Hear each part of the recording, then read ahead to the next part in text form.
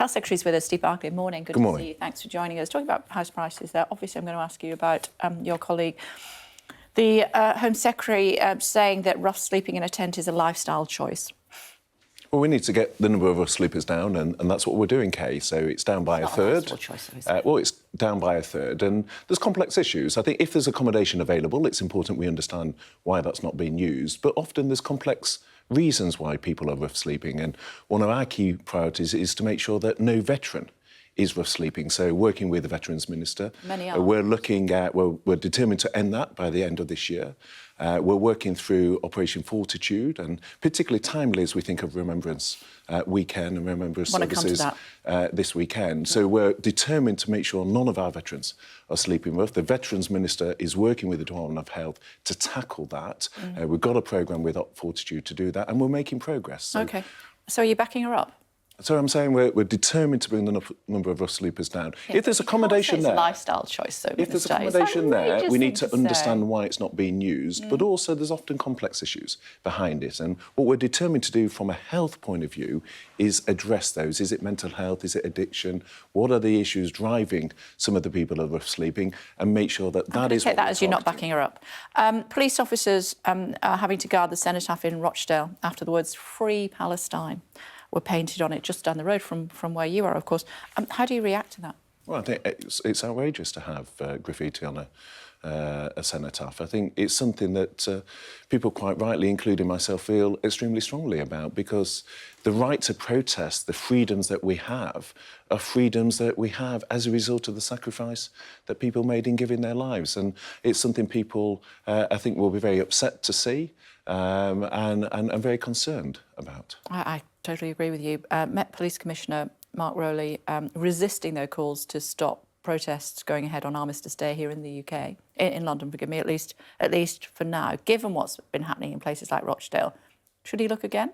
Well, I think it's provocative to have a protest like this on that day. I think there's lots of other days in the year when protests can happen. And indeed, the sacrifices that people made through our armed forces was in order that people had the right to protest. So it's important we have the right to protest. I just think on Armistice Day, that's a day when the country comes together to think about those who gave their lives. I think it's provocative to have a protest like this on Remembrance Day, when actually the nation comes together, unites and remembers those that paid the ultimate sacrifice. So should the Commissioner think again?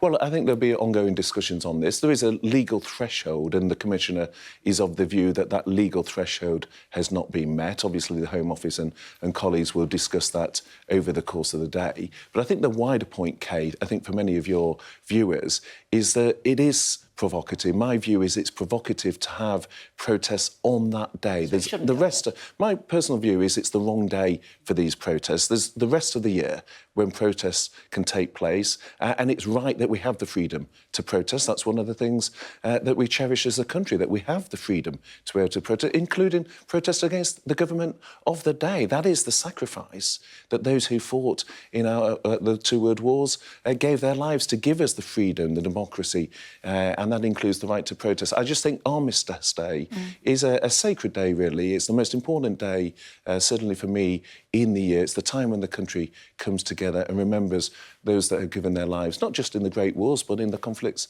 more recently as well. And that's why we want to make sure the UK is the best place in the world for veterans. And that's why I'm working very closely with Johnny Mercer. I walked past the Cenotaph just yesterday, actually. Always pause when you walk past it. It's a very commanding structure. It was very busy, not least because it was the King's speech.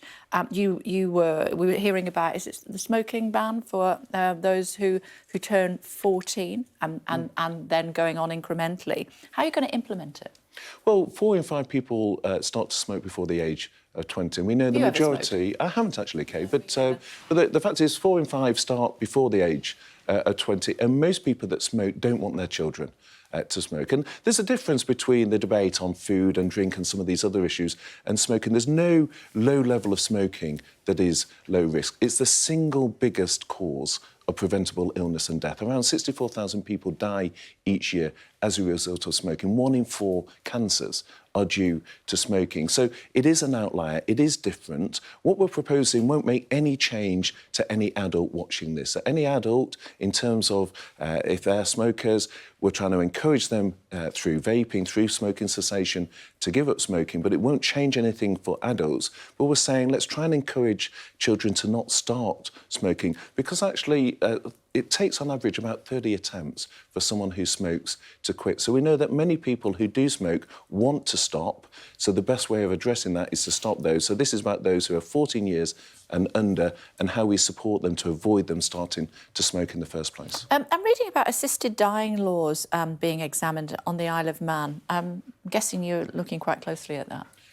That's one I haven't actually been particularly sort of close to. So there's a whole range of issues in the Department of Health, but Fine, we'll move there may be work going on that. OK. Tell me about, well, something that you definitely will know about is constructive talks I'm reading about over the weekend with doctors over pay. What can you tell us? Well, I've been clear throughout that my door is open.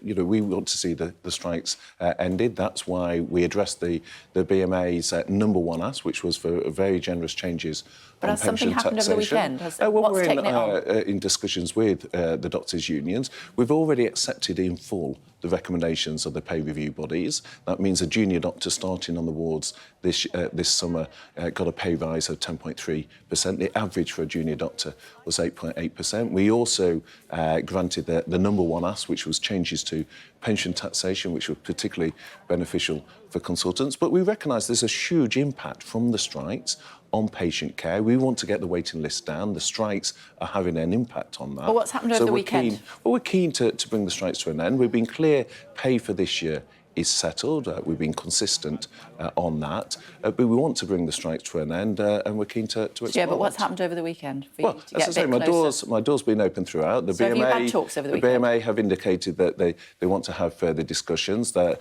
in the past they had strikes called, and we couldn't have discussions while strikes were called.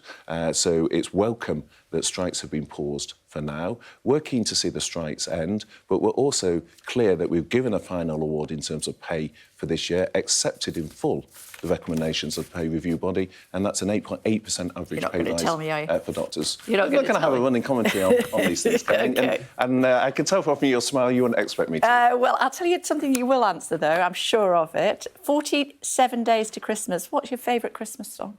Oh, you've got me there. Silent Night. Stop it. Stop it, Minister. No, I know you're fibbing. It's good to see you. Thanks for joining us on the programme. Thank you.